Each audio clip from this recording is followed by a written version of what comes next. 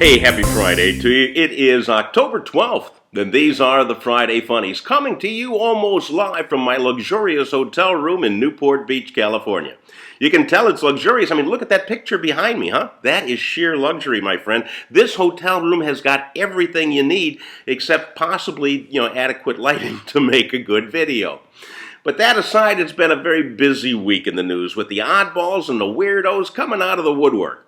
But rather than talk about those people this week, I have opted instead to talk about the oddballs and the weirdos in last night's vice presidential debate. Here, then, is what I saw.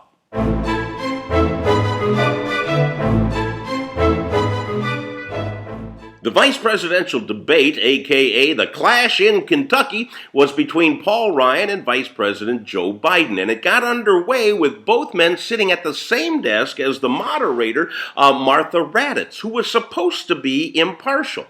And the debate was pretty even, considering the fact that it was Ryan versus Biden and Raddatz. Because as a moderator, this woman could not have been more biased. But that aside, let's just look at the debate on the basis of style points. The first question that was asked was the recent attack in Libya a big security lapse? The vice president pretty much avoided the question while Ryan jumped on the offensive. But Biden, I don't know if he knew or not that both men were on a split screen. So when Ryan was talking, on the other half of the screen was Joe Biden grinning like a Cheshire cat, apparently not getting the seriousness of the event. And while Ryan quoted facts and figures about sanctions in Iran, Jolly Joe just kept on laughing like he just heard a funny joke or broke wind, possibly both. And he said that we don't have to worry about Iran, because while they may have weapons-grade uranium, they don't have a weapon to put it in. And I'm thinking, how hard can it be to get one? I'm pretty sure you can get a good used rocket on eBay.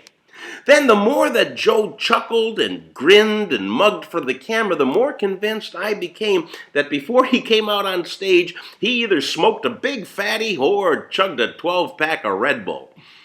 The next question was on the economy, and this is where Biden played the geezer card, saying that Mitt Romney is going to toss old people into the dumpster. Then he went back to laughing and asked if he could get about 100 chocolate chip cookies. Right about this point in the debate, however, I really just wanted to slap Joe Biden with a wet fish, just to let him know that this is a debate, not Uncle Chuckle's Comedy Club. Then Ryan scored a zinger reminding Joe that, and I quote, "sometimes words don't come out of your mouth correctly." Biden stopped smiling for a minute and then blamed George Bush. Ryan talked about growing the economy, and Biden kept laughing like he was sitting on his own hand. Then the next question was, if you win the election, who will pay more in taxes and who will pay less? Well, Biden said that the middle class will pay less, while people making over $1 million will pay more. Ryan said, however, that unilateral tax cuts will create jobs, and this threw Biden into a laughing fit, had him rolling on the floor, kicking up his legs, and making monkey faces. The last question that was posed to the candidates was, what would you say about the negative presidential campaign ads?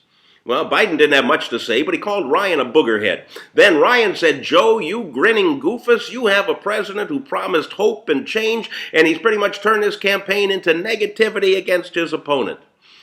At this point, Joe stopped laughing. There was a lot more to the debate at the end. I think it was really a draw, with both sides sticking to their party ideology. But watch for President Obama to call Joe Biden in on the carpet in the Oval Office this week just to check his meds, And other than that, I can't wait until next Tuesday, when it will be President Obama versus Mitt Romney in round 3. Make sure you come back on Wednesday morning to get the recap of that. That's it for this week's Friday Funny special Vice Presidential Debate Edition. Please pass along to your friends on either side of the aisle.